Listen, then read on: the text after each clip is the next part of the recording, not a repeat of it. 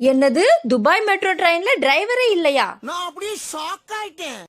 அட ஆமாங்க, நம்ம ஊர்ல டிரைவர் இல்லாம மாட்டு வண்டியே ஓடாது, இங்க டிரைவர் இல்லாம மெட்ரோ ட்ரெயின் ஓடுதா அப்படின்னு ஆச்சரியமா போச்சு. சரி, நம்மளும் வேக வேகமா கிளம்பி வந்தா டிக்கெட் எடுக்கணும், காசு எடுன்னுட்டாங்க.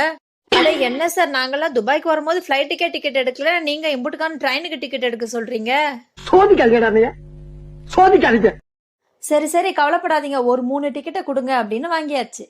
அது அங்க இருக்கிற ஸ்கேன் மிஷின்ல ஸ்கேன் பண்ணிட்டு விருட்டுன்னு போய் பார்த்தா அது ஜெட்டு வேகத்துல சருட்டுன்னு உள்ள வருது.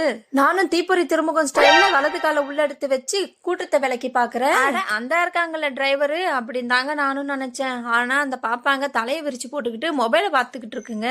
அப்புறம் தாங்க எனக்கே தெரிஞ்சது உண்மையிலேயே இந்த ட்ரெயினுக்கு டிரைவர் இல்லைன்னு. நம்மளும் கிட்டக்கா போய் எட்டி பார்க்கலான்னு அண்ணாந்து பார்த்தா நம்ம வேர்ல்டு ஃபேமஸ் பர்ஜ் கலிஃபா. இந்த வீடியோ உங்களுக்கு பிடிச்சிருந்தா சப்ஸ்கிரைப் பண்ணுங்க, பிடிக்கலனாலும் சப்ஸ்கிரைப் பண்ணிக்கோங்க. பாய்.